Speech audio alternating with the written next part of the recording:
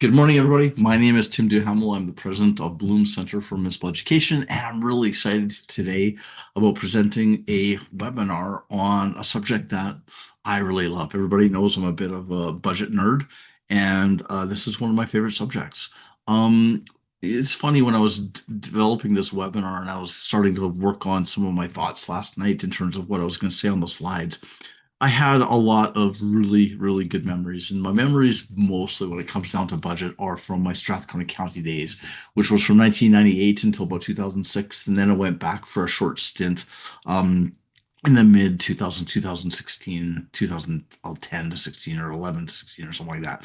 But the key thing was is I can just remember so many interesting and exciting debates at the council level during budget meetings.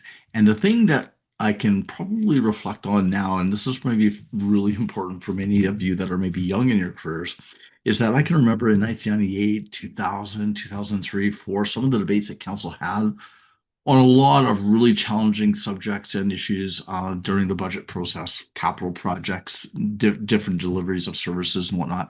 And I happen to live in the community that I used to work at. And I now, as I drive through town and enjoy the quality of life that's been afforded to us in the municipality that I live in, I see the benefits and the outcomes of many of the debates and discussions that we had on budget in the early 2000s. And so one of the things I can't stress enough about is how important the budget process is for basically the success of your communities, and very important from that elected official perspective in terms of understanding and learning and knowing what their role is in the budget process. So I'm going to share a lot of information today on that subject. So here we go. Um, I do have to do a bit of a plug, sorry, but I am delivering my in-person courses in Edmonton. I'm going to be in Vancouver in late September. I'm going to be in Saskatoon in early October, and I'm going to be in Niagara Falls in late October. And again, so are selling courses are selling well. I'm kind of excited about delivering courses again. I haven't delivered courses for well over a year now in person due to some family challenges. But that said, I'm really excited about delivering these courses. And if you would like to attend, give me a call, and we'll save some seats for you. So again, Edmonton region, lots of fun coming up. I'm not going to go over who I am. Most of you already know me by now. Oh, chat function. Let's see what this says. It's really echoing. Hold on a second. Let me just check something here. Is it still echoing? Just curious. Where is Zoom on here? I think maybe what I did. No, it should be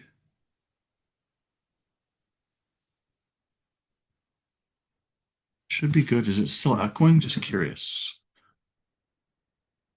Uh, Seems fine. Everybody's saying it's not echoing, not echoing. Okay. So according to everybody else online, it's not echoing right now. So I'm gonna just keep going. So sorry about that. Maybe if you have continual issues, maybe give me a call after. We can figure out maybe some of your setup. But anyway, moving along. Today, what I'm going to talk about are four key areas of importance for the budget process. I'm going to talk first about basically budget 2025 and thinking about strategic planning and priorities. And one of the key things I want to really hit on here is and it took me a while to learn this myself as a budget guy. One of the key things I want to talk about here is that fundamental understanding as elected officials about understanding how strategic planning, master planning, all these important kind of higher level documents and policy level discussions that you have, which is really the council role, affects the budget and the budget numbers. And what I'm hoping to do is kind of get you at the right level of conversation and discussion so that you can give proper direction and maybe even ask the right questions of your administration while they're presenting the budget. And so I'm going to talk about that. The second component I'm going to talk about today a little bit is about the budget challenge. And one of the things is municipal finance. I'm going to be honest with you. I believe this, at least, anyways, is actually very complex. It's very complex. It's very different than private sector budgeting and finance. Um, It's there's a lot of parameters or details that you want to be aware of, legislation, the facts of municipal business, a lot of things. I'm going to speak about that today, so you have a really good understanding of the budget challenge, and maybe you have a really this will really help with your fundamental understanding of why we need tax increases, and basically allow elected officials to provide the right direction and understand the justifications for tax increases, because again, you'll have a better understanding of the budget challenge from both an operating budget perspective and a capital budget perspective. The next topic I'm going to talk about a little bit about is budget concept essentials. These are kind of the neat things that I've learned over the years, and some of the things that I've actually even developed myself. We're going to talk about things like municipal price inflation. We're going to talk about the municipal revenue basket versus the federal and provincial levels of revenue. We'll talk about the basket of goods in a municipality and why it's so unique and something that elected officials really need to understand when they're making decisions. So I'm going to talk about some budget concept essentials. And then finally, what I'm going to go over, and I think this is maybe one of the really great outcomes I think of the webinar, is the right level of questions that you should ask as an elected official of administration. And hint, hint, many administrators are online today as well, probably.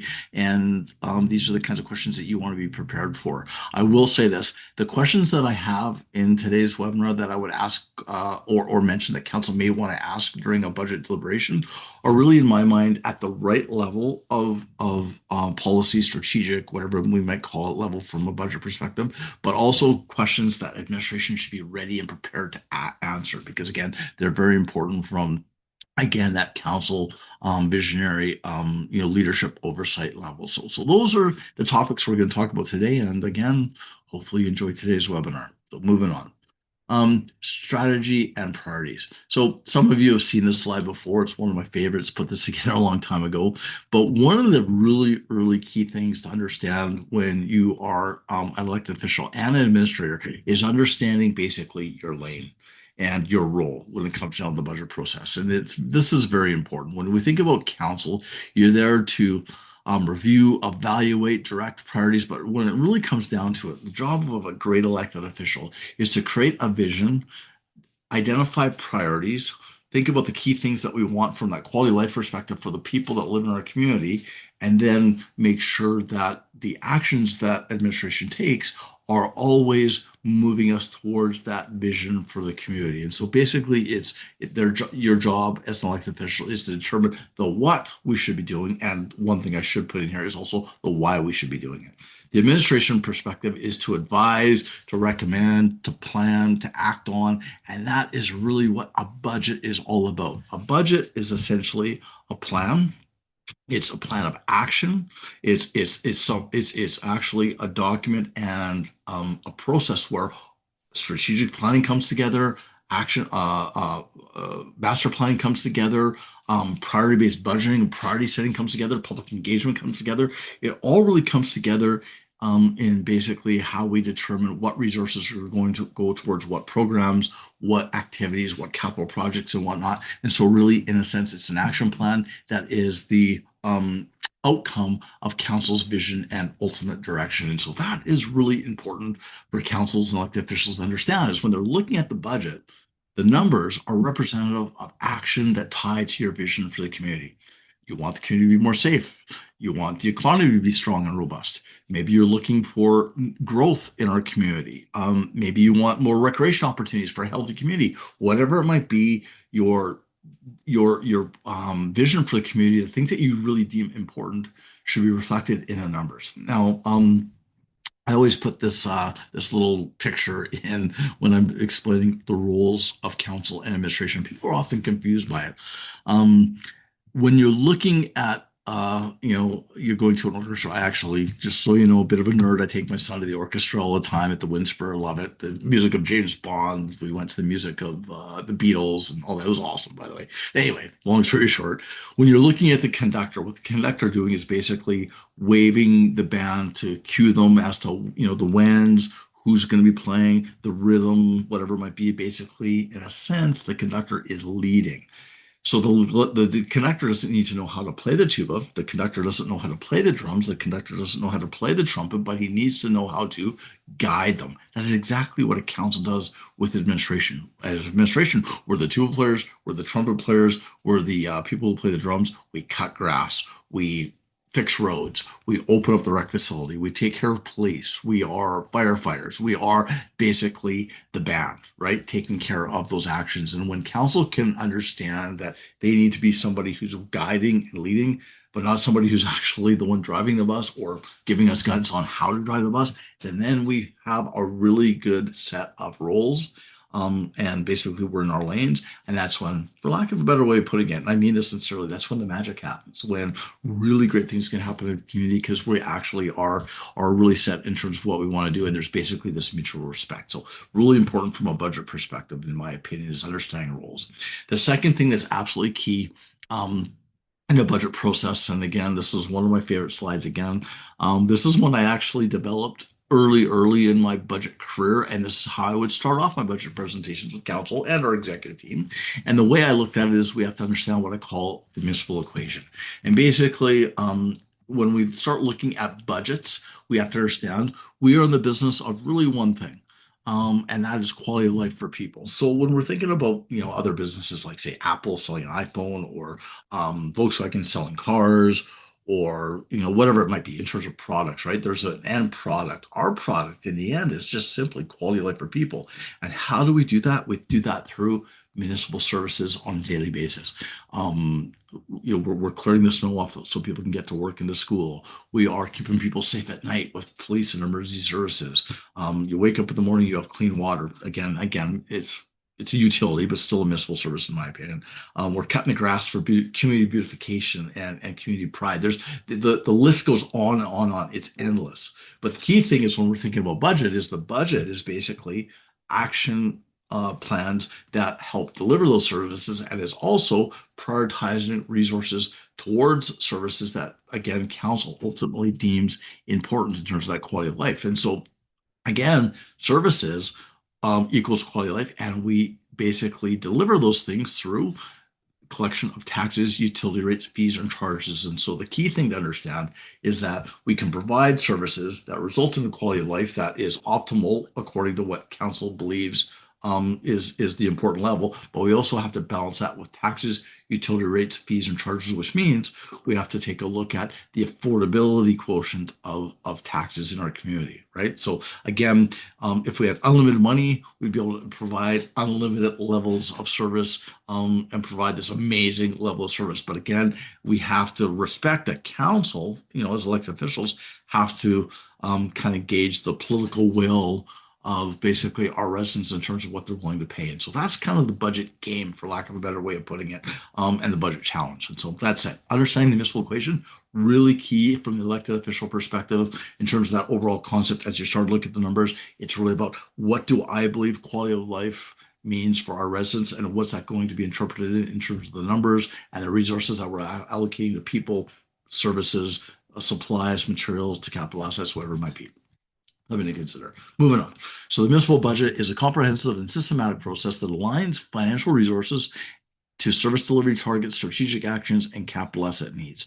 Now, um, that's kind of a basic definition, but it's one that's actually quite important. And to explain that basically is the budget process is a systematic process. So when we're thinking from the elected official perspective, the key thing about great budget process is one, we get early direction. We know what you want from a strategic perspective. So a little bit of a hint to both administration and council here. One thing that I learned, and I think it was very, really important, is I would go to council in the spring, do a bit of a forecast in terms of what we thought the budget was going to be, and ask council, do you want service levels to be increased, maintained, or decreased based on our financial projection in terms of what you want from a tax perspective? And so to maintain services, we may need a 4% or 5% tax dollar increase because of things like inflation, possible service growth, all those things. And so I would factor those things in at a very, very rough level. Wasn't doing the budget,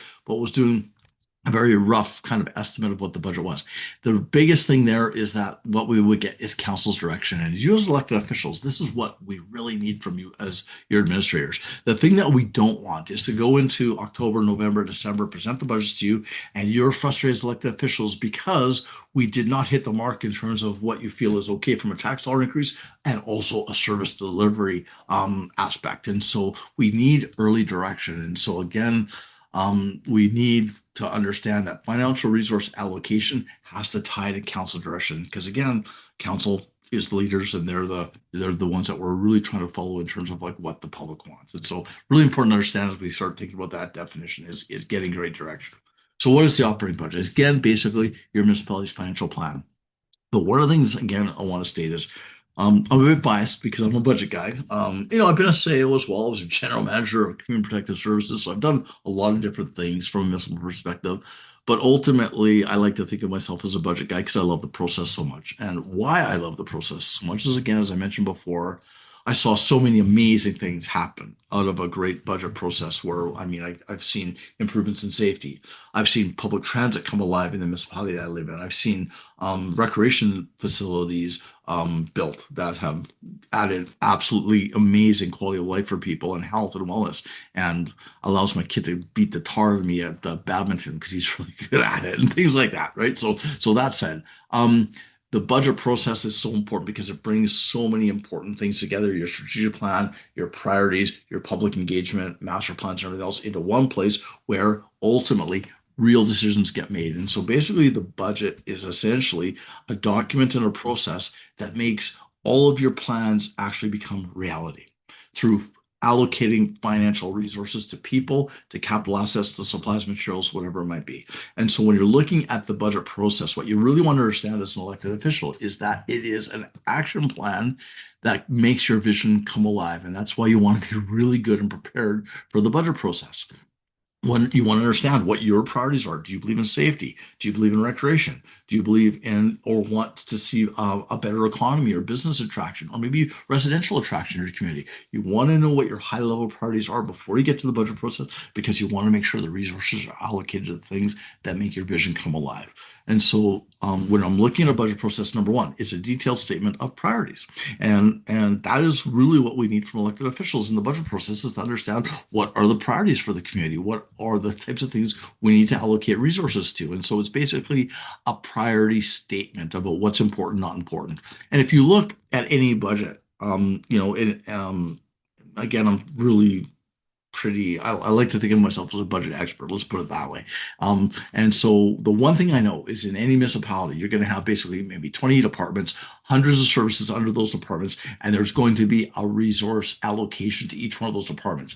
In some municipalities, recreation has actually very high resource allocation. Maybe Mercer Services is really high, but maybe planning isn't very high, or maybe public works isn't very high, or vice versa. There's all kinds of different resource allocation basically envelopes per municipality. The percentage can be very different depending on the municipality they're in. And what that means is that different councils deem different aspects of prior or services are what's important for quality of life for their people. Some municipalities are incredibly safe. Some municipalities have great business attraction. Some municipalities are very recreation based. I worked in a city called the City of Spruce Grove, by the way. Love that city. It was an amazing place to work, an amazing council, great mayor at the time. Mayor Houston was the mayor when I was there. The mayor there now is actually amazing too. He was a council member when I was there. But again, really, really functional council, amazing staff, but they were very, very strategic in their approach about wanting to be a center for recreation. So we did things like built the TLC, which is a multi-purpose rec facility. We built a gymnastics facility, which was my project, and it was very popular and it turned out to do very well. They're right now, I think, building a baseball diamond. They've got all kinds of recreation projects, but it's part of their vision for the community and basically part of their identity. And because of that identity, they've managed to attract a lot of residents and business because a lot of people look at a place like that and that's where they want to raise their families because people cherish recreation. I did when I was looking for a place to live. One of the big things for me as a father was I want to make sure that my kid can play hockey and he can maybe, ride on the trails on his bikes. Maybe there's a skate park because my kid was a skater kid, right? So, basically skateboarding and things like that. So those are the kinds of things that make a community important. So those are the things they want to think about. What is it you want your community to be in the long term as you're considering this as an elected official?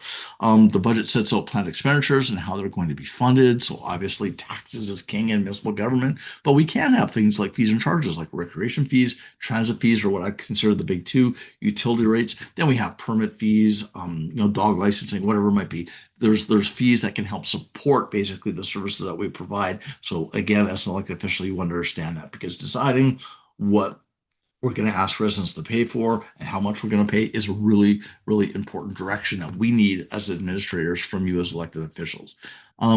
Again, the budget will establish spending limits on programs and services. So again, comes down to priorities. I mean, what levels of services do we want? It reflects on basically our principles and our policies, and it sets the tone and the basis for financial decision making. And so again, when you're looking at the budget itself, and this happened to me a little bit later in my career. I had grown in my career to know enough about municipal services that when I looked at a budget and I saw the numbers and I saw something like, for example, the recreation department, and I saw utilities, the utilities to me weren't numbers for natural gas, water, whatever it was. It was basically numbers that were heating our pool, heating our rec facilities.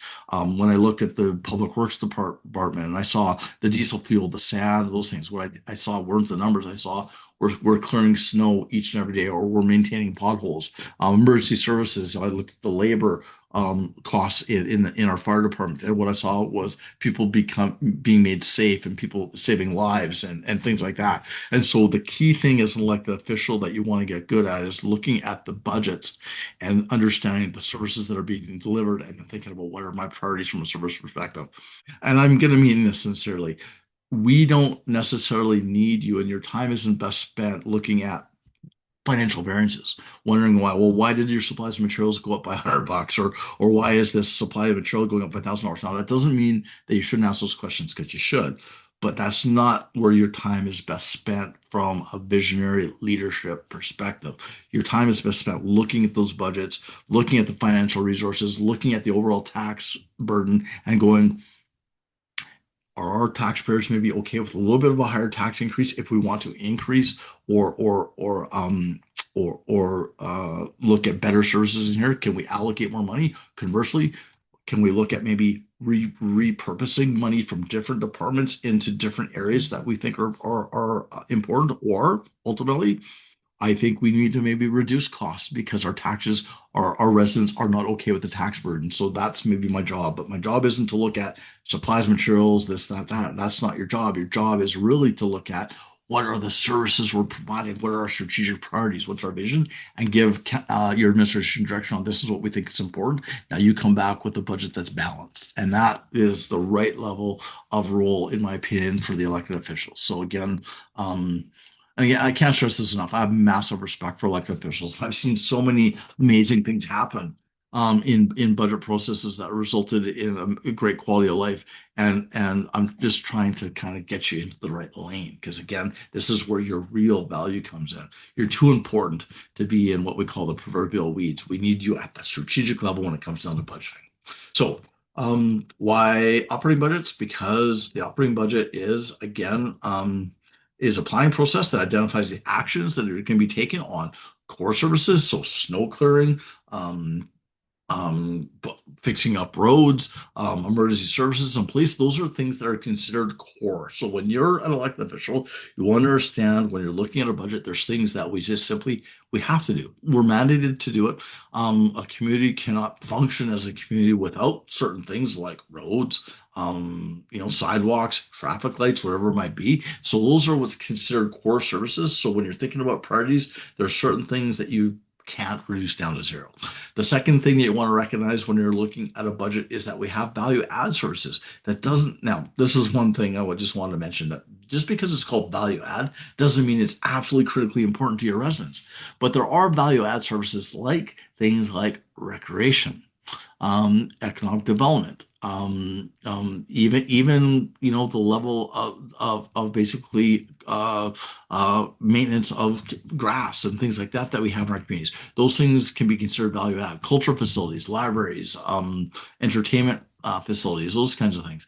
Those can be considered value add, which means you have to understand that we are investing in these services because we have deemed that these are really key and critical for quality of life for our residents. And we want to be a vibrant community. We want to be a place that's a location of choice where people love to live. And we have lots of things to do and we enjoy it. And so that's kind of like what makes our community special. But we have to also recognize when you're an elected official is that there's a price to pay. So we have to balance off what we are willing to burden our ratepayers with when we're looking at value added services. I'm going to give you a great example of this. When I worked again in Strathcona County, I started in 1998. I spent about 2 years. I was a budget officer, so a budget analyst starting off. Loved the job. I worked in public accounting for a few years and banging out financial statements and balance sheets and all that kind of thing.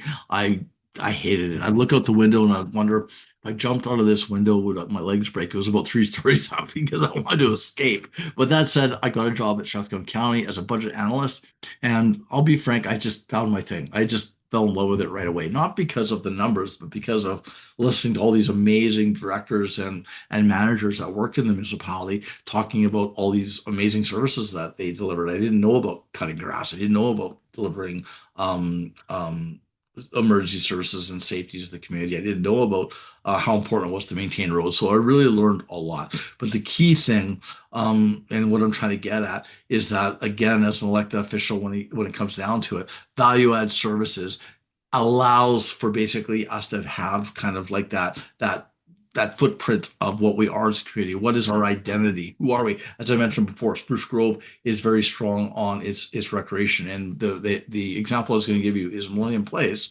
When I started in 1908, was a recreation facility that went to plebiscite. And what that means is that basically, there was this idea for a multi-purpose rec facility, two hockey rinks, two soccer fields, a swimming pool, a recreation asset. And I want to say this, in 1998, the recreation director that brought it forward, he was an amazing director, by the way. I think a legend in the business, to be quite frank. Russ Pollock, a really, really special guy. Everybody kind of thought he was crazy. Like, you're going to put all these things together in one building. That was pretty new in Alberta at the time, and people were like, "That's crazy. This is too much." And I'm going to give you the price tag. The price tag was $27 million, and a little bit more on that in a second. Anyways, it went to plebiscite. The residents said 51% said yes, we'd like you to build it. 49 said no, we don't want you to build it. So it was very close. Anyways, long story short, the building got built. But when my boss took the facility forward with the plebiscite, we also took forward this is the tax increase that's going to be required from a capital servicing perspective, the debt and the interest, and the operational cost percentage. This is what's going to cost. And that was really important because basically what we said to the residents and the council was we can have this much higher level of service from a recreation perspective, but it's going to cost you from a tax dollar perspective in terms of an increase. And so that's an example of kind of what you need to think about as an elected official. I'm looking at all these different services in the budget. What am I willing to, or what are our residents willing to pay for this quality of service? In some communities, they're willing to pay quite a bit. In other communities, maybe not so much. And the job of an elected official is to gauge that and give the direction to administration. This is the right level of service, and this is what people are willing to pay. And that's one of the key things you want to think about when you're elected official. So why capital planning? So capital is a strategic endeavor, and you want to remember this when you're thinking about capital assets. This is kind of something that I learned a long time ago, and it really hit home and made me understand how to prioritize capital a little bit better. Is capital assets are just simply a conduit to operating services. So the snow that's being cleared, we have to use the grader to clear the snow. The fire, support services. When the fire department responds to a fire, they're on the fire truck. When people want to enjoy things like the library, they go to a building where there's the library and all the shelves, the books, those types of things. So basically, every service that is delivered in municipal government, not all of them, but usually are supported in some way, shape, or form by a capital asset in some way. And so one of the things that you want to start thinking about as elected officials as you're looking at capital budgets and you're considering, what things are important, not important. Administration should come up with a pretty strong recommendation, by the way, by the time we get the budget. It's not really good use of council's time to determine which projects should be done or not. Um, the key thing is to understand when I'm looking at those capital assets, what services do they support and where does that tie into my priorities as an elected official? That is kind of the key, the secret, I guess, sauce in relationship to understanding how to prioritize capital budgets and capital assets is how does that capital asset support basically the services that I think are important. There are four things you want to think about when you're thinking about the capital budget is there are different levels of capital or different needs from capital streams of asset need. So we have things like maintenance and replacement of assets. And so we have assets today that are supporting services, roads, facilities, machinery, equipment, trucks, whatever it might be, that are supporting services and they're aging. And so as an elected official, you want to think, okay, number one priority, we want to make sure that we maintain the services that we provide today. I need to make sure that I am okay with allocating money to replacing and maintaining our assets. The second thing I'm going to want to think about when I'm thinking about capital and my priorities as an elected official is we're going to have assets for growth. I want to see our community grow. I want to, maybe see new residents or business come in. So I'm going to maybe be okay with us allocating grants or looking at maybe the possibility of subsidizing development. So this is where the development levy structures and models come in. My team is actually doing a development levy model with the municipality right now. So we're helping. I had a bunch of meetings yesterday on this, but we're actually helping this municipality developing their development levy structure and basically the negotiations with the developers. And so again, capital is a big part of growth. Build it and they may come. That's really true. That's the key thing is they may come. You want to be careful when you're investing in infrastructure with the hope that development comes. And so something to consider. The next one is going to be threshold growth. And so when we build the assets and then maybe people move into the homes with our development growth, what happens is we now have to serve the people. And so we have threshold growth. So we may need new fire halls. Maybe we need new fire trucks. Maybe we need a new rec facility because we have more people and our current recreation assets are not sufficient to be able to suffice for the people we have. When I was a kid, this is a bit of an off-site story, but when I was a young kid, I was a hockey kid, played lots of hockey as a kid. Um, I actually never got to play on indoor ice until I was 10.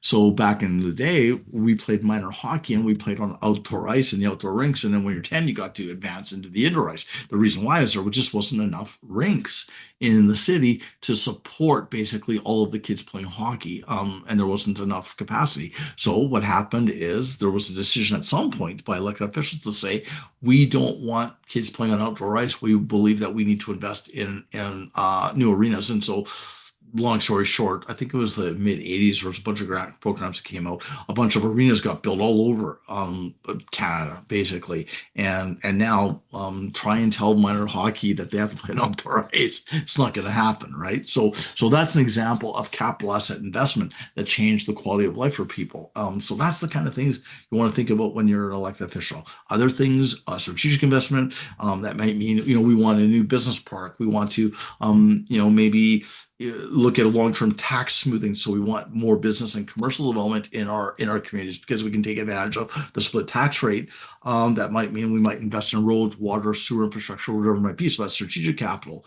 And then finally, value add. So when you're looking at the capital plan, things like libraries, cultural facilities, recreation, and don't underestimate how much value that they provide to basically the community and the quality of life for people. And so long story short, capital planning, one of my favorite topics, is really from an elected official perspective, is understanding what's my vision, what's important, and you want to make sure you have a fundamental understanding of the different types of capital that you're going to be making decisions on as an elected official. And you want to, again, give direction to your administration about what you believe is really important from a service perspective, a long-term community vision perspective, and you want that to be interpreted in capital budgets and long-term capital plans. They should be supporting your vision. So something you want to consider. I know this guy's a budget geek, I know, and I really am. So anyway, that said, So this is a slide to put together to kind of explain, and some put this all together, is that when we're thinking about that community vision, which is really the council role, is that vision. What do we want to be when we grow up as a community? That really comes from your strategic plan. It ties to things like what do we want to provide from a core service perspective? What service level? What value add services do we want to provide? And then this is the thing when you're looking at those budget numbers and you're considering resource allocations. We deliver services through people, the staff that are working hard every day. And I'll tell you this, municipal staff work very hard. That's a really important thing also for elected officials to understand is that your staff are really the conduit to great services. They're the product in a sense. And so they're the ones cutting the grass, clearing the snow, and opening up the rec facility, whatever it might be. And those things are also delivered through infrastructure and capital assets. And so, as an elected official, when you're really getting ready for the budget process, you always want to think that, okay, there's all these numbers, there's all this confusion, there's all this complexity in the budget that I'm about to review, but it really comes down to people that are delivering the services and the capital assets that support the services, right? So it's basically people, supplies, materials, and commodities and utilities and things like that, and then basically capital assets. And once those things are delivered, that's how we get to our vision achievement. And so really you want to prioritize how are we going to allocate the financial resources between the people, the supplies, materials, and all those types of things, and then the capital assets. That is the trick to great operating capital budgeting from an elected official perspective. Okay. Now, finally, just to kind of summarize this section, it really comes down to municipal processes. And as I said here, there's many municipal processes that are really key and important. My opinion, humbly, is that the budget process is the most important process that council goes through every year. It's the most transparent process, or at least it should be. It's one that the public pays attention to. Here's something I just wanted to maybe state. I'm gonna take a drink of coffee from my Morinville, by the way. If anybody from Morinville's online today, shout out. I got this in a golf tournament last week, so thank you very much for the cup. But anyway, I think the key thing here is that I believe the budget process is the most important process because the strategic plan, business plans, um, your master plans, your public engagement, your council debates and discussions about what's important, not important from a party perspective. The rubber hits the road and it becomes reality through the budget process because that is where real money gets allocated to real things, people, commodities, capital assets.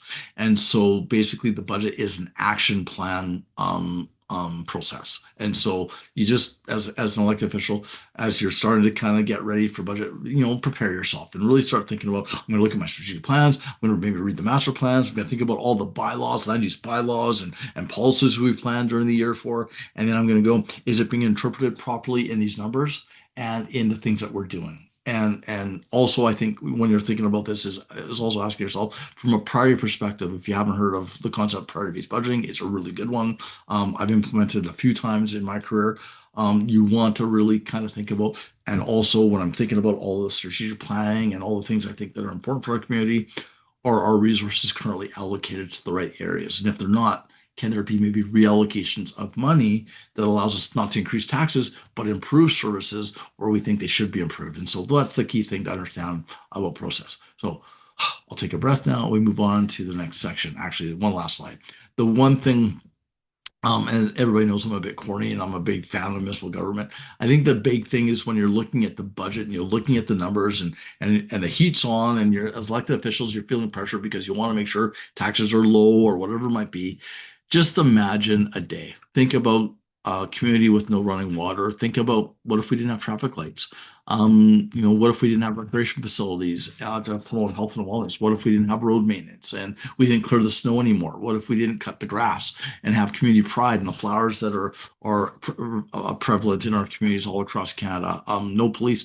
That's not a really great place to live, is it? Our quality of life today is like we live like kings. We really do in a lot of our communities. And I think we really fret about the little things and much ado about nothing. But the reality is we have done an amazing job from an elected official and leadership perspective to create these amazing communities. And I think we found pretty much the right balance in terms of what we charge people from a tax perspective. But I think this is the key thing you really want to kind of set your mind on to get yourself ready for reviewing budgets as you're deciding on what kind of resources you want to put the money to. So again, that's my corny slide. Hopefully you enjoy it, but something that again, I would put these slides up in front of councils when I would present budgets often. And so something you might want to consider if you're an administrator and you're trying to, for lack of a better word, sell the budget to council and ultimately the public.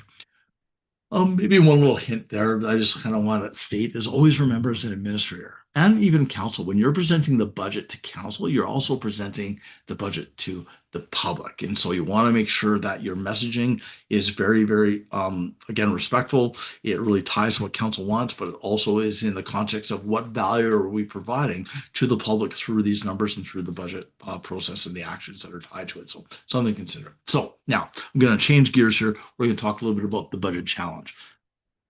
From an elected official perspective, again, here's the thing. We are stewards of the public purse. I completely understand you are under a lot of pressure from the public because, again, the public, especially in today's world, I mean, we are challenged financially. All of us are. And so one of the things that our public often looks to us as is we want our municipalities to kind of recognize that and try and support us with low taxes or minimizing taxes. I'm just going to say this. The only problem I have with that is that the one area that can really affect people's lives adversely is when we look at budget cutbacks in municipalities. That's where people really get hurt because again, their quality of life goes down significantly. So be careful about kind of being, what I call the financial martyr and being willing to reduce taxes so that, other things can be paid for. Again, it's just a balance. I really believe in municipal service. So we have to always be very, very responsible in how we budget. We always want to minimize the taxes the best that we can and be very efficient. But at the same time, we don't want to reduce services that are critical to people just to kind of meet the financial challenges of today's world, in my opinion. So again, that might be controversial, but something I believe in. So again, the municipal budget is an enabler for council's vision. And so I've talked about this already, but I want to make sure from a budget concept perspective is when you're looking at the numbers of a budget, it's really about council's visions of a community. And so the strategic plan and public engagement and hopefully you go through a process where you actually have workshops with council to talk about priorities. These are things that I do. I do strategic planning, but I always tell my clients when we do strategic plan, you should also have a process that talks about strategic plan and service priorities before the budget process. You have a workshop every year, and that's basically around priorities, and that helps set the tone. And so this is an enabler for council's vision for the community. This is where the rubber hits the road. This is where new projects or new service levels get added. This is where we really start to action council's vision for the community. And so you really want to make sure that we look at the budget process as something that may enhance and support services. Maybe some of the things that are in the budget may have strategic relevance. Maybe, again, we want to enable new business to our community, whatever it might be, and then ultimately it's an enabler for council's vision for the community. Okay, vision means change for the better. So when we're thinking about elected officials, and if you're an elected official and you're new to being an elected official, or maybe you've been around for a while, the reality is I've never met an elected official that actually ran on the platform that I want to change absolutely nothing. Those they wouldn't get elected, right? So people elect elected officials because we want them to advocate for better things for us, right? We want them to advocate on our behalf. And so as an elected official, you want to think about when you're looking at the budget, what does better mean? What does change mean? So is it economy, infrastructure improvement, service expansion, financial position betterment, intermunicipal relationships? You want to have a pretty good idea about when you go in the budget process about what's important and not important at a strategic and policy level. That's the right level. That's the right lane we need you at. And if you do this, this is where you can really make a difference. I can guarantee you, you won't make a difference by mentioning that supplies and materials went up $500 in this area, and why did your professional development go up by here? Those things. Now, I'm not saying that that's not an important part of the role because it is, and I respect that. You are there for oversight, but at the same time, that's not where you're going to make a real difference from a community perspective. And so this is where you link your strategic plan priorities to your vision and change for the better. Now, I just want to leave you with this thing.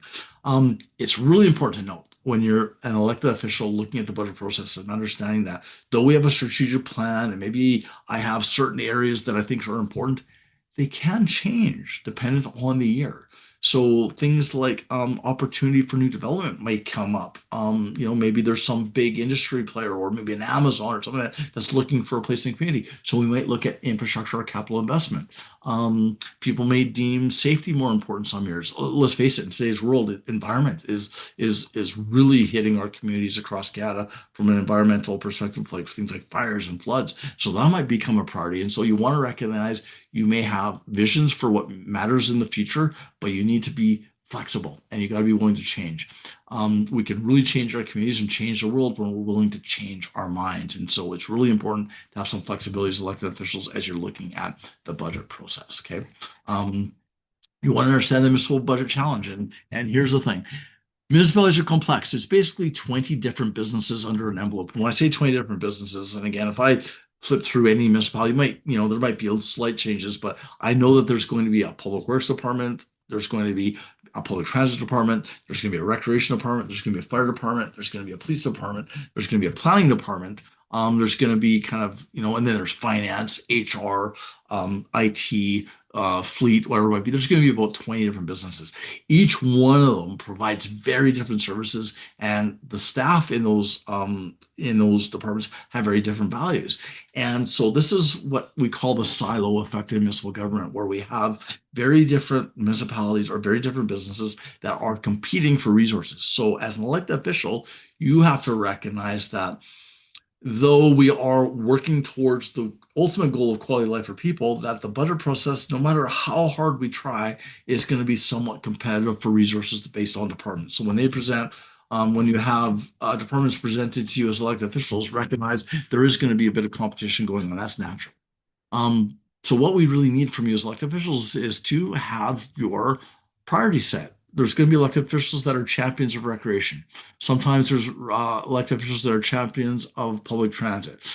Some are champions of public works. Whatever it might be, we want to understand what your priorities are, but also recognize that we are in a democratic process and there's going to be different values and challenges from a departmental perspective in terms of the budget. It is hard. That's why budgeting for municipal government is so challenging, is it's so diverse. Where Apple is, quite frankly, all working towards selling a phone, or Tesla is all working towards selling a car. Um, Oil companies are all into pulling dead stuff out of the ground so that they can turn into fuel to sell to us. They're very focused on what they're trying to do. Municipalities are very diverse in terms of the ultimate product. And so that's where the budget challenge occurs. And that's why we need our elected officials to be very strong in their direction and what they think is important and not important. So that's a concept you really want to understand. There's just another slide that kind of talks a little bit more about it. And so this is more of less of a takeaway. I won't talk about this at any real length, but this kind of gives you an idea of all the different departments. Some are external facing, and then there's ones that are supporting them. So again, I'll just say this. When you're thinking about transportation, public transit, recreation, whatever it might be, you got to remember that the finance department, the HR department, the IT department, those are the departments that are supporting those external facing departments and are equally important basically to the end result of the services that are being delivered. And so again, it really comes down to understanding council priorities. One of the things you want to understand, again, are what I call the big four. This is the budget challenge, is that when an elected official is considering budget and deliberating and considering what's important, not important, and making decisions, this is usually the key things you're going to be looking for in the budget. Are there demands from the public for higher levels of service? So, do we want better snow clearing? Do we want better flood mitigation? Do we want a more beautiful community, maybe better grass cutting? Do we feel we're not safe as a community? Those are the things that we want our elected officials to be prepared for. That is where the great value comes from our elected officials, is taking the time to hear and understand from the public what is really important from a service perspective and what does the public really value from a quality of life perspective, because ultimately we should be endeavoring to allocate resources to what the public wants and perceives as valuable, and we do that through the people that they elected. And so that's the real role from the budget process for elected officials, is determining what's important, not important. So higher levels of current services. The next one is new services. Do we want new public transit? Do we want new recreation? Here's the thing. When I was a kid, a skate park was the stairs at the school. Again, like I mentioned before, the outdoor ice was like what I played on until I was 10 years old. A spray park was when the fire department would come and open up the fire hydrant once a year and we go running through it. Those were like basically the types of assets we had from a service perspective. In today's world, we have beautiful skate parks, we have spray parks, we have indoor ice allocations, we have higher levels of service, and that was because of decisions that were made by councils over decades. And so that is where we need you to be. Remember this is that the services that were provided back in the day, what's going to be the services that are provided tomorrow? We're always deciding and making improvements in our communities. So that's where we need you as elected officials in the budget process. What improvements are we looking for that tie to your vision for the community? That's part of the budget discussion and part of the budget equation. We then have to consider new facilities, fire, recreation, police. We're going to be growing. Here's the thing, and a really important concept for elected officials to understand well is that we build roads, sewer, and water infrastructure to facilitate growth. And so basically, we have developers who sell land. And to sell land, they need roads, water, and sewer infrastructure that go up to the land. Then they sell that land and a plot to either a house builder or somebody who wants to build a house, and then that person will have the house built and everything else. So long story short, we have all these houses pop up in the community, but eventually we hit what's called a growth threshold, a service threshold, which means we have so many new people, we need now a new fire hall. We need a new rec facility. Maybe we need new graders because our current graders aren't enough and staff aren't enough to be able to clear all the snow in the community any longer because we've grown. So again, as an elected official, you want to also be ready in the budget discussions to say, when are we going to hit thresholds where we need new things? And this is a big decision because often these things are quite expensive. So they're kind of like legacy projects, new rec facilities, new fire halls, new libraries, whatever it might be.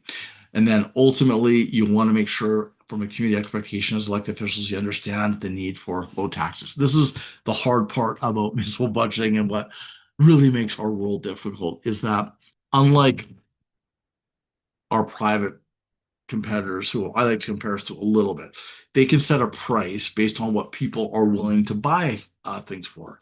Or municipal government's a bit different in that we set a price on what we believe is the right level or what we need to be able to deliver the services. But not every person perceives services the same. And so some residents don't value recreation at all. I never go to the rec facility. Some people say now I need to because I need to lose 30 pounds, by the way.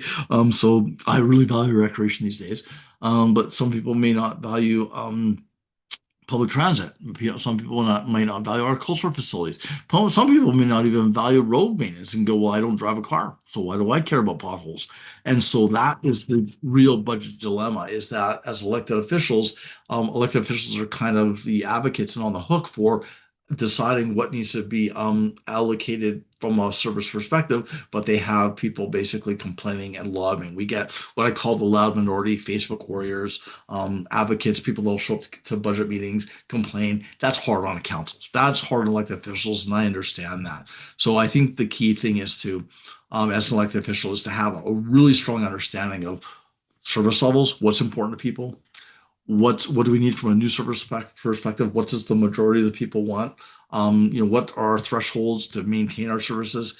And as an official, I want to go to the budget process knowing that what is important to the community on the whole. So basically the majority, because you're never going to please everybody. And that's where the challenge of low taxes come in. So something to consider is having a really good understanding of what's important, not important, so that you can react well from that tax-based perspective. Okay.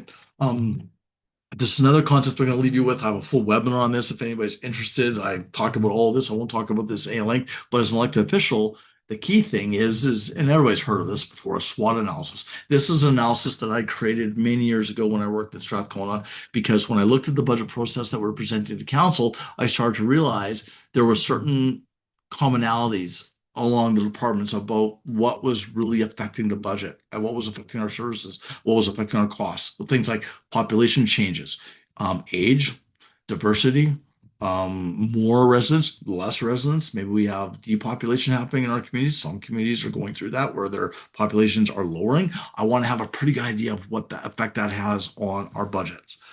Capital growth and maintenance. Talked about that a little bit. Like, yeah, are we growing as a community? Are our assets aging? Social needs and issues. What do we have today? A big issue: homelessness. Issues with narcotics and depression, affordability. So those are the kinds of things I want to think about as an elected official. Community expectations. Again, what are the service levels that people think are important, not important? Resource availability. I want to understand, what opportunities we have from a grant perspective. And here's one that's really important for elected officials. I want you to consider this.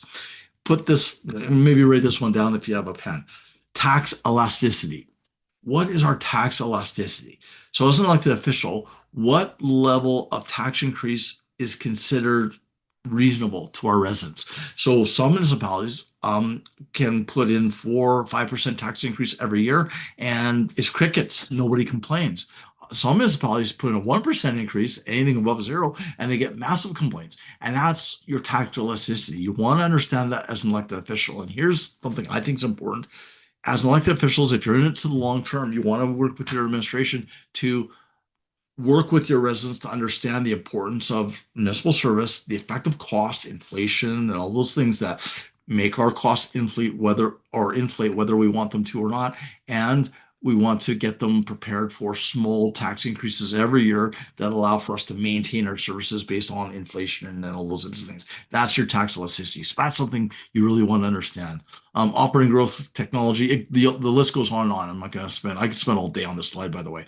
But you want to have a really good idea as an elected official of the global parameters that are maybe affecting your budgets and the things that you need to be able to provide direction on or at least understand. So something I think is important. Municipal SWOT. I do this process for some clients every year where we'll go through, they'll ask me to do basically a municipal scan for them so that they can prepare for their budget process and they can compare for the strategic planning process. So something you might want to consider. Okay. You also want to make sure you understand the essential services for community value and program services. I've kind of already talked about this, so I'm not going to go over this at any length. But as elected officials, as you're starting to look at the budget, you want to know what are basically the hands-off kind of services, things that we really should not be reducing, things that we should not really be allocating resource differently to, things that are truly important to the residents and critical and necessary for the residents. Like I said before, we can't have a community without roads, without clean water, without safety, without clearing snow. There's certain services that are essential services that we must have, and you want to be aware of them in the budget. The next thing is you want to be aware of the community value programs and services. And this is where sometimes maybe you become a champion a little bit. What are the services that are really important to the residents, and how am I going to become a champion for that? And I've seen many elected officials that were champions of recreation. I've seen champions of transit. I've seen champions of public works. In fact, one of my favorite elected officials of all time, his name was Vic Budzinski. He was a champion of low taxes. And as the budget guy, man, would he ever challenge me? Like, he would ask all kinds of difficult questions. But what I learned over time is, one, he was very respectful and he was kind. And his questions were fair and they were reasonable. And it made, I think, me and my team better. And I would tell my team that. They would sometimes get frustrated with, he's a fiscal hawk. He's always after us. Like, no, you're not getting it. He's doing what he thinks is important for his community. He's challenging us and he's making us better.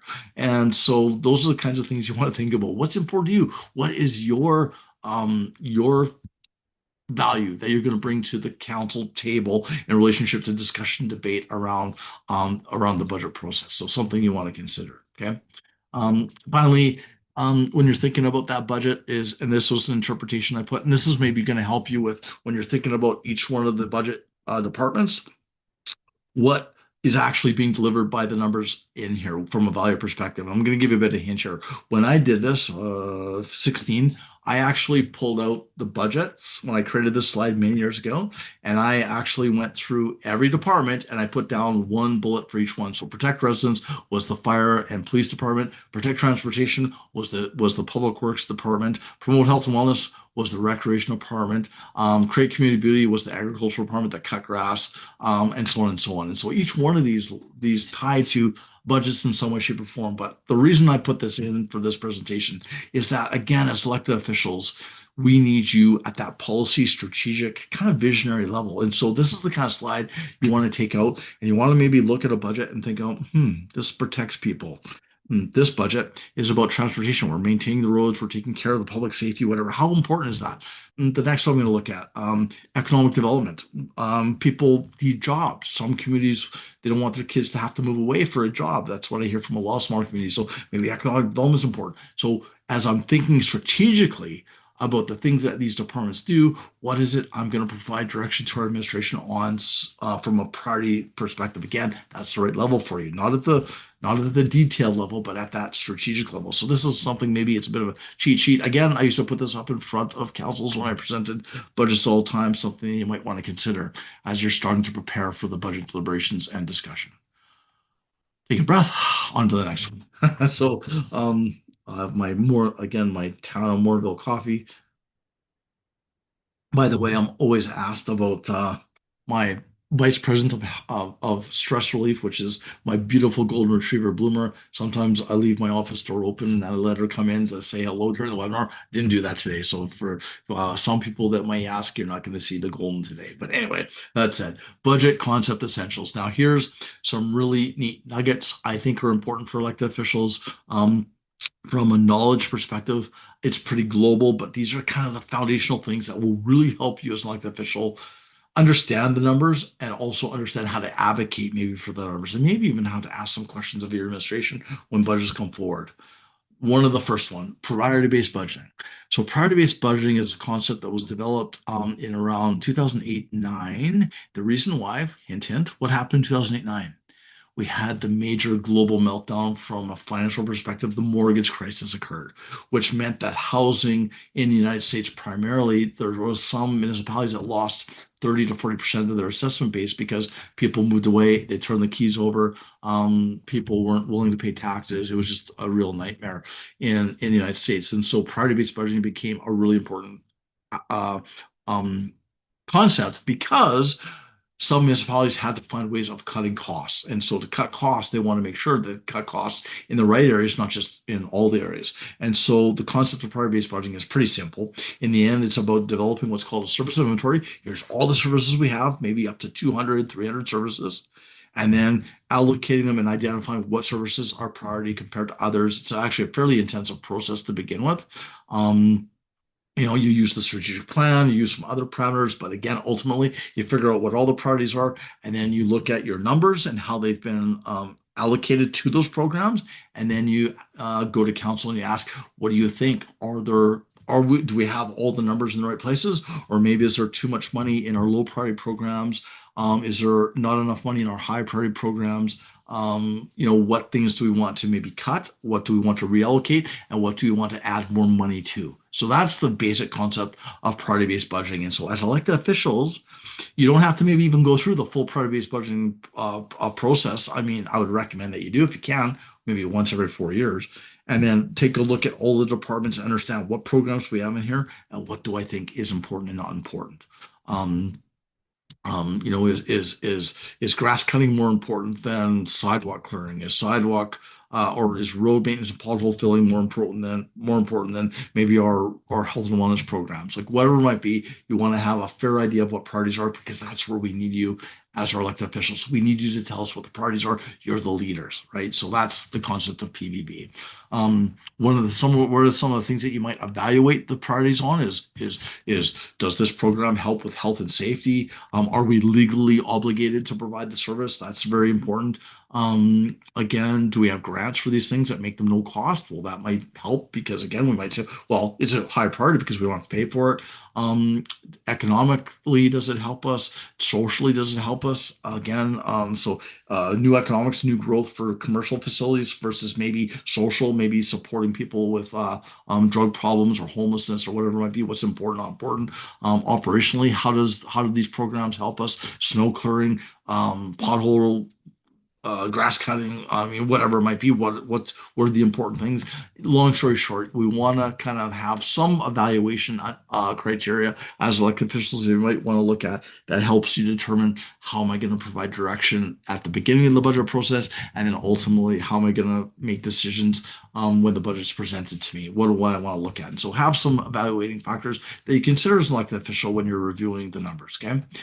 Um, this is a concept I think is very important. I love my equations, and so here's the operating equation, and here's the capital equation. I created this in again maybe the mid 2000s when I was presenting budgets to council, and it was just simply wanting to tell them that we have things like on the operating score, core services, value add services, asset maintenance, special projects, reserve transfers for long term sustainability. Those are the things that are in our operating budget, and to be able to pay, to be able to afford that, we have funding, property taxes, reserves, grants, user rates, development levies, and so on and so on. And so the basic concept you want to go into a budget process with when you're elected official is I need to balance the budget. It's got to come down to zero. We're mandated under provincial legislation. We must balance budgets. I'm in agreement with balanced budgets, by the way. It's not good to be like the provincial and federal governments that don't necessarily balance their budget. So this is a good thing, but you want to make sure you understand the high level fundamental of the balanced budget. Capital equation isn't any different. We have things like annual programs, which is basically annual maintenance or replacement.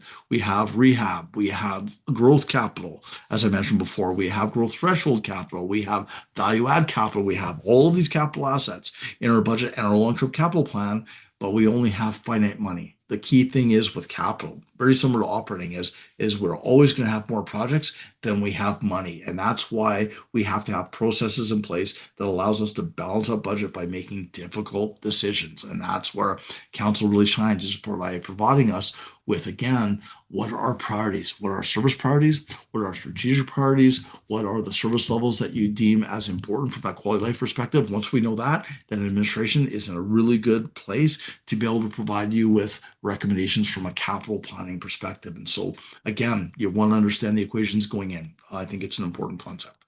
Next one, this one, property tax is the basics. Here's the thing: we get ripped off as municipalities. I'm being serious. I'm a municipal guy all the way. So I am very frustrated sometimes by the fact that we have a very small revenue toolbox, which is basically property taxes, fees and charges, and utility rates. Our provincial and federal levels of government, who basically get to dictate through the legislation what they get to charge on things like income tax, consumer taxes, gaming revenue, oil and gas, tariffs. The list goes on. There's like literally dozens and dozens and dozens of revenue opportunities that they have. Here's the biggest challenge, and one concept that elected officials really need to understand, because it's the basic fundamental of why we need tax increases, is unlike provincial and federal levels of government, our revenue toolbox does not naturally increase. And what I mean by that is income taxes, if you get a raise, if somebody increases the price on a stick of gum at the store, if those types of things, their revenues increase. If I get a raise, I have to pay more income tax. If I buy more goods, I have to pay more GST. If prices get increased, basically, then GST and tariffs and all kinds of things go up. That means that the revenue toolbox for municipal and federal governments naturally inflates. Property taxes don't naturally inflate. We base it based on assessment, and we do not take advantage of assessment increases, and you shouldn't. We base it on our basically our revenue requirement based on how much money we're going to spend. And so that's where the real challenge is. And then we make our lives doubly hard by putting something on the front page of the paper every year, as I believe we should.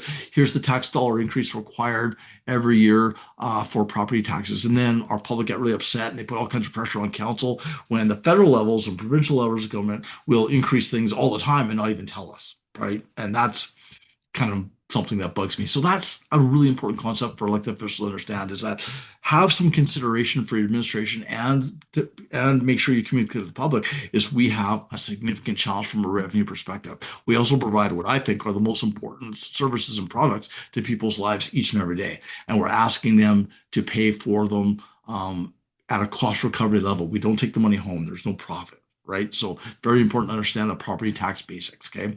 The next one is understanding the basket of goods.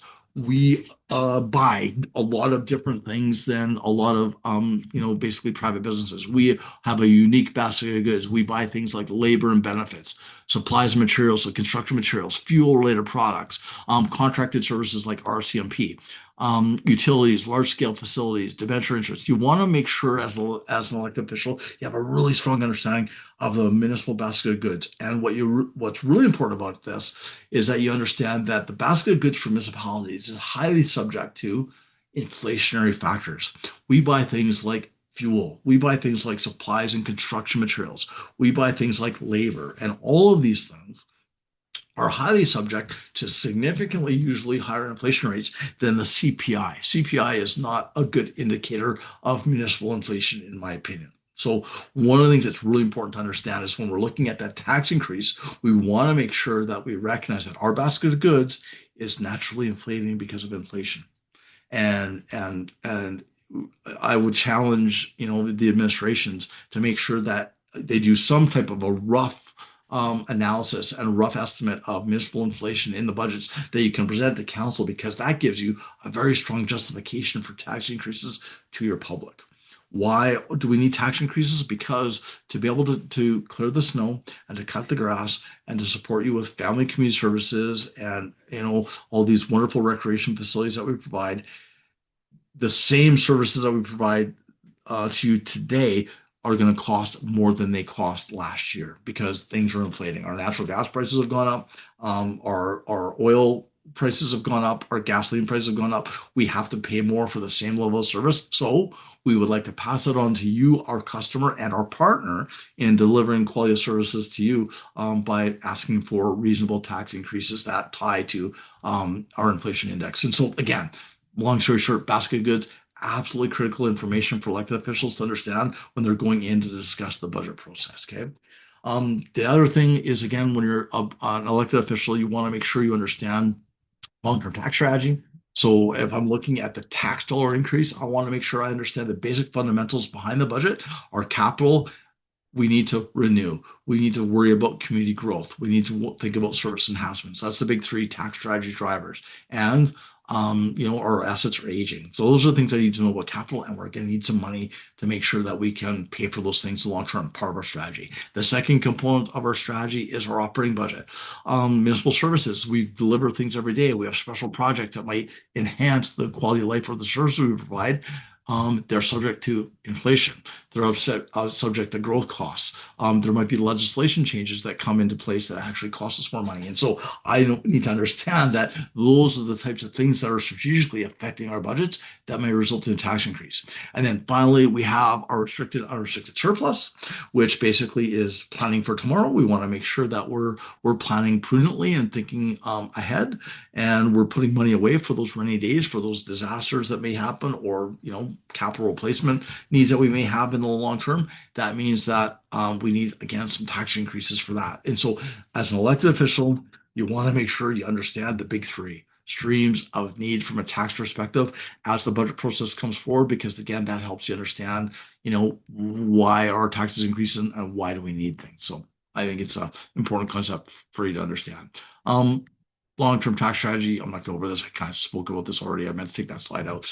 The other one that you want to understand is the concept of municipal price inflation.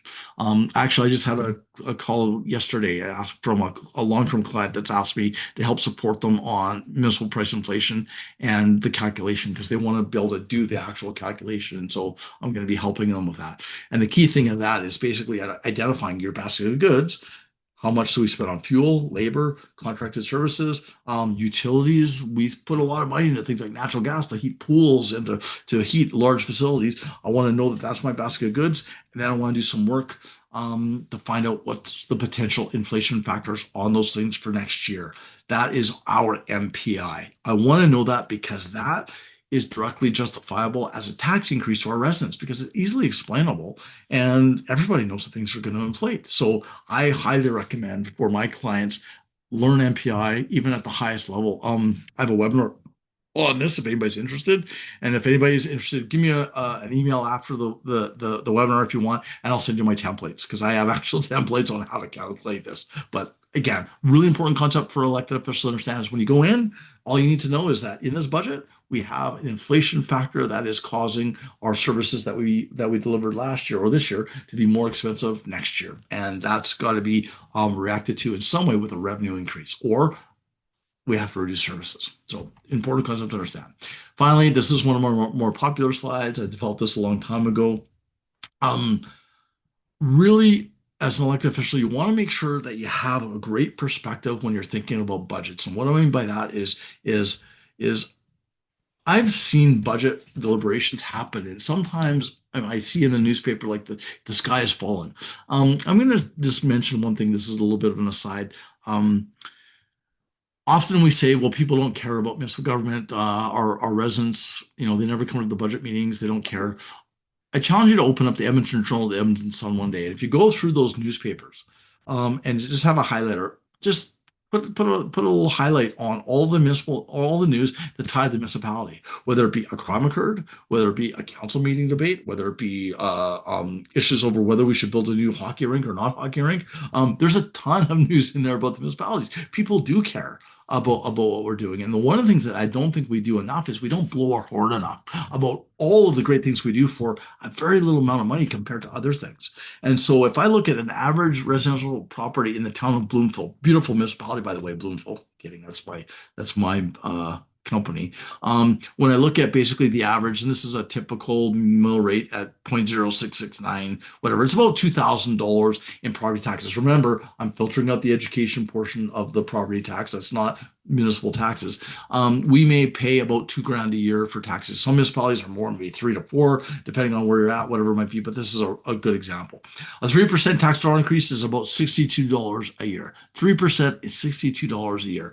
And what do we get for that? It's $174 a month. We get snow removal, fire and emergency, transit, playgrounds, ball diamonds, safe roads, libraries. The list goes on and on. It's unbelievable the product we get for a very small amount of money. I pay almost double that for my phone for me and my son. And what do I get out of this? Sure, it's communication. I get to maybe watch some shows on it once in a while and things like that. But realistically, it pales in comparison to the value I get for my municipal services. Um, Fancy dinner for two, heating and power bill, golf for two, monthly insurance, family movie night. The reality is that what we get and what we deliver for municipal services is amazing in terms of the value we get from the product. So I think as elected officials, you want to have that information in your back pocket for when you're deliberating and discussing things, because again, you're accountable to the public. The other thing too is make sure when you're looking at that tax dollar increase, because we always just put the percentage in, really break it down. A 3% increase might be $60 a year, might be around $5 a month. People need to recognize that because again, our natural gas, our phones, whatever, they'll increase way more than that and they won't even tell us about it. They just do it. Right. So I think this is an important slide for budget deliberations. By the way, in my classes I teach, and I've been teaching them for years, this slide is in budget presentations all over Alberta now because of the courses I've delivered. And so feel free to use anything you like, but I think this is an important one for you to have as elected officials. Okay, I get to take a break. I get to finally finish with council questions. Now, over the years, I've presented a lot of budgets with councils. And again, hopefully it comes off this way. I have massive respect for council. And I get excited about working with elected officials because it's their visions and their ideas that really impact and change our communities for the better. And over time, I've been asked many questions by councils. And what I've done is I've put together a list of questions I think that are appropriate when you're debating and discussing budgets with your administrations to ask an administration. And I think they're fair and they're reasonable. So what's one of the first questions? What's the opportunity cost of initiatives? So so if something comes up and your administration is coming up and saying, well, we would like to do a project with this company on this, or we need to build this new road, or we're going to build a new rec facility. What's the opportunity cost of those initiatives? So if I'm looking at a project and it's a large project, what are the trade-offs? What are the things that we aren't going to do because we have to do this project? That is to me really key. And again, I'm running out of time, but I'm going to give this example anyway. City of Edmonton, I thought was brilliant many years ago when they came forward and said, we are going to invest in 3 or 4 large multi-scale, multi-purpose rec facilities. The Meadows, like they did 4 or 5 at the same time. but we're also going to not do road maintenance and road construction at the same level for about 3 or 4 years. We admit that our roads may not be in the best shape for 3 or 4 years as we build these rec facilities.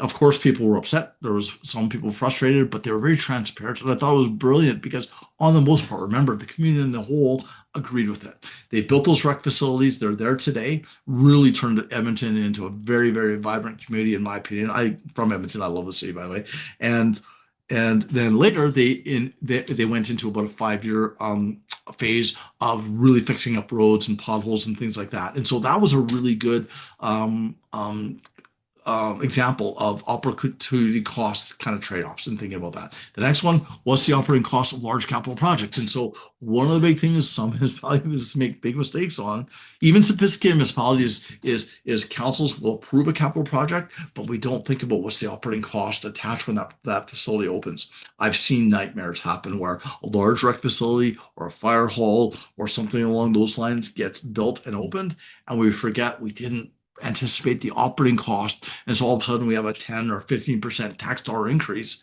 that's required just to be able to staff the facility. And so as elected officials, if you're looking at large scale projects, always ask, did you incorporate the operating cost in this facility? Because it may not be in this budget, but what's it going to cost us later? Because that's got to be a part of our decision. Are we willing to invest in additional staff, utility costs, everything else attached to the facility, and what's that going to mean to our taxpayers should be put out there. So something to consider. Is there a conflicting council direction affecting initiatives? And so again, this is the beauty of council. This is the where democracy happens. Is when you're as a council. Remember, your council on the whole is democracy. Are we conflicted in terms of what we think is important, not important? It's natural that you will be. That's the whole point of elected officials is different opinions coming forward. But ultimately, it's really difficult in your administration if you cannot have a process and come together to ultimately make a decision, debate, discuss, put your hands up, and then say, this is how we're going to go forward. Your administration needs that. Please do that. That's what leadership is all about from an elected official perspective when it comes to budget, is clarity in direction. Because again, if you allow the debate and the discussion and the fighting over what's important, not important to happen during the budget process, it's too late. At that point, it's too late to really make a big difference in the budget process. So you want to ask yourself as council, do we have conflicting direction around what our vision is, what we think is important, not important, are we okay with tax increases? Are we not okay? You should really have really strong discussions around that and provide direction to your administration. Big hint there. Um, would How would a severe revenue shock affect this budget? And so one of the things you always want to be prepared for is, again, remember the United States example in 2008, is I want to make sure that I am ready for um, a severe revenue shock, COVID, right? Like COVID hit. And so we've just been through something like that. And so that means I need to understand priorities. So if I'm a council or a council member, I want to make sure that I understand the budgets at the priority service delivery level so that when we maybe have a revenue shock, we have a COVID hit, or maybe we've lost assessment, maybe it's a big industry player who's left our community, I know what we're willing to cut back on. That is really key and important. So that's maybe something you want to maybe ask yourself and maybe ask your administration. How can we know what we need to cut back on if we're in a situation that we have to cut back? So something to consider. What are the impacts of delaying a capital project? So as you're looking at capital and administration is making the recommendation, and maybe we delay a road rehab, maybe we delay the building of a new rec facility, maybe we delay the building of a new fire hall. What is the impact of that deferral? Does that mean that current service levels might be decreased? Will there be safety issues? Is there going to be health and wellness issues? Are we going to start to look like maybe a community that has asset failure occurring? I drive through municipalities all the time across Canada when I'm visiting clients, and there are communities I drive into, and I know that they have issues with asset management because I can see it. Right. So, what's the impacts of the delay of the capital project? I think really important for elected officials to ask that question. This one's a big one. Are service levels maintained? That's the fundamental question. When the budget's first delivered, this is the first question, in my opinion, council should ask: have service levels been maintained? If the answer is yes, okay. So then what was the cost of that maintenance? Meaning, did we have to add staff for growth? Did we have to compensate for inflation on our on our budgets, whatever it might be, and I want to know what those numbers are, and I want to have an understanding so that I can balance what are residents willing to pay versus the cost of maintenance of service levels. And then I have to make a decision. Am I willing to decrease service levels slightly to make sure to lower the tax burden, or am I willing to increase services because I want better services, which means again an increase in the tax burden? So that is a fundamental question that all elected officials need to be ready to ask. Um, and this is a big one. And your administration should be ready to, so the administrators on site online, sorry, but I have to do this.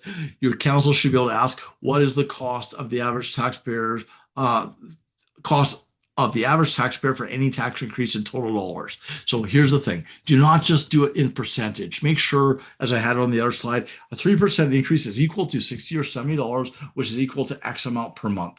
Um, because it really puts it in perspective, right? Because we look, oh my God, taxes are going up by 4%. I can't afford that. But what if it's $3 a month or something like that, right? In the big picture, I get to still live in a safe community. The grass is still getting cut. The potholes are still getting filled, and only costs me an extra $3 a month. That's something I'm willing to pay for. So that's something you might want to consider.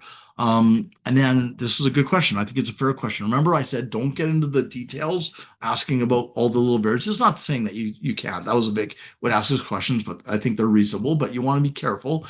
This is more the level of things you want to ask. And globally, this budget in every department, what was the effect of inflation? What was the effect of growth? What was the effect of service changes? Did you change services without our direction? What's the impact of capital costs and what's the strategic needs? Those are kind of what I think are the five key things, variance year to year, that you want to be concerned with. What are the changes in each of those areas from a budget perspective? That's the right level of question, in my opinion, from a governance perspective from elected officials. Okay. And then finally, this is my last slide. I made it. Actually, I'm excited. I made it in time. Event, and then finally, when I'm considering, questions I want to ask council, I want to think about my budget evaluation. Is my strategic plan, has it been enabled in this budget? Is this just a budget that's just simply numbers and we're just doing what we did last year without enhancing the vision we have for our community? The next question, are core services maintained? Are we still doing things that are expected of us from that core service perspective? Roads, water, sewer, the key things that maintain a community. Are we doing those things? And what are the costs of the growth and inflation and the service changes in the budget? That's a reasonable question. Um, the next one, have capital assets been maintained and planned for? How are we doing for that from an asset management perspective? Are we taking care of our infrastructure? Here's the thing, capital asset degradation is a slow burn. It happens over time and it's easy to kind of not do it. And then all of a sudden you have infrastructure failure or roads start to break or a greater breaks down, when we need it from a snow clearing perspective. You want to make sure that doesn't happen. So as an elected official, what are we doing to maintain our capital assets to administration? Then finally, tax increase, is it justified? So ultimately, when I'm looking at all the things that have been brought forward in the budget, is the tax increase justifiable? Is it reasonable? And again, that ties to my tax elasticity. Are people going to go, this is crazy, we can't afford this, this is way too much? Is it a reasonable tax increase? This is where again, as an administrator who has a lot of respect for councils, you want to make sure you build up your trust with your administration. Is this increase justified, right? And then finally, public communication, was it prepared properly? Are we ready to make sure that the public are aware of what we're doing? We want to be transparent. We want to get good budget communication out there. We want to make sure that they understand why our taxes are going up and what services are being delivered and what is our vision, and ultimately what are they getting for what they pay for. Those are the kinds of things that you want to make sure that your public are aware of. So now I get to take a breath and just say, hopefully you enjoyed today's information and webinar. One of my favorite subjects, is maybe some of you can tell, I love this subject. I'm going to stick around now for about 5 minutes and ask, is there any questions or comments on the material? I'd love to hear from you. Did you find it valuable, or do you have any questions about the material? So I'll be around for 5 minutes. Go ahead, start typing if you have any questions or comments. Just waiting. Again, I'll just mention my courses again. Love to see you guys in person. I'm way more fun in person than I am online. So if you're interested in coming to my in-person courses, give me a call. We're providing some special rates right now, some group rates and individual rates. So give me a call. And again, I haven't done these for over a year, and I'm kind of nervous about it. At the same time, very excited about seeing many of my colleagues again and presenting my in-person courses. I'm going to be in Edmonton. I'm going to be in Vancouver. I'm going to then be in Saskatoon and then Niagara Falls. In the spring of next year, I'm going to be in St. John's, Newfoundland, and Jasper and Banff, Alberta. So hopefully, I'll see you at some of these courses at some point. So with that, I'm done. I'm not seeing any questions, not seeing any comments. So nothing. Thank you, everybody. I really appreciate your time. I hope you enjoyed today's material. I love putting it together, and again, hopefully you got value out of today's webinar. And check out our website. We've got tons of. Oh, thank you so much from Tammy Jackson. Thank you, Tammy. I really appreciate the kind thought. Um, oh no, that's it. Oh, that's the only comment. I just want to again say thank you. Go on our website, check it out. We got tons of webinars. Our All Access Pass is super affordable. For municipalities under 1,000, only $500. You get access to 130 courses plus all of our live stuff, plus discounts on our in-person courses. And so we have some great deals. Check out our website, check out our All Access Pass, and be ready. I'm getting ready to start preparing next year's curriculum, and so that's going to be announced soon as well. So just want to say thanks, everybody. Have a fantastic day, and I'll see you again soon. Oh, there's a question. Can we get a copy of the slide deck? Yes, I'll tell you what. I meant to send it out. I always send out the slide deck. I will put a PDF. I'm going to, I don't want to send another email because some don't like it when I send out too many emails. Could you maybe send me an email? My email is tim.duhamel@bloomcme.com. If you go to my website, you can find it. If you send me an email, I'll send you the slide deck, and I will post the slide deck on my website later today. If anybody wants it, you can grab the slides. Okay, so you can have that. Hopefully that helps, Scott. Any other questions or comments? And that's it. Going once.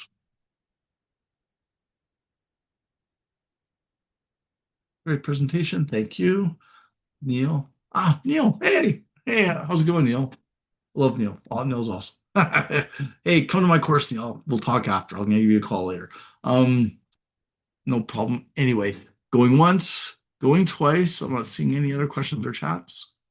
Nope. Bye, everybody. Thanks again, and I'll see you at the next webinar. Bye for now. Talk to you again soon.